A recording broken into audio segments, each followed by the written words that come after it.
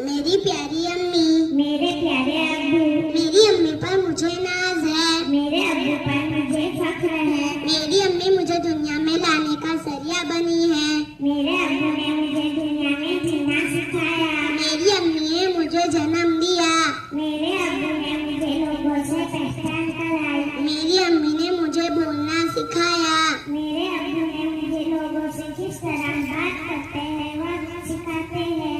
मेरी अम्मी ने मुझे पेट में 9 महीने पाला, जब मैं मेरी अम्मी के पेट में थी तो मेरे अब्बू ने मेरी अम्मी की देखभाल की थी। मेरी अम्मी रोजाना मेरे लिए अच्छा अच्छा खाना बनाती है, अब्बू दूध में पसीना बहाकर है ताकि हम अच्छा खाना खा सके। क्या तुम्हें मालूम नहीं माँ की कड़ियों के नीचे जन्नत है? और तुम यह भूल रही हो कि बाप जन्नत का दरवाजा है। तुम मानो ना मानो माँ का दर्जा सबसे बुलंद है। नहीं, अब्बू का दर्जा ही सबसे बुलंद है। मैं तुम्हें एक हदीस बताती हूँ, इससे तुम्हें पता चलेगा अम्मी और अब्बू दोनों में से सबसे बुलंद मर्तबा किसका है। एक बार एक सहाबी हमारे नबी सल्लल्लाहु अलैहि वसल्लम पास आए।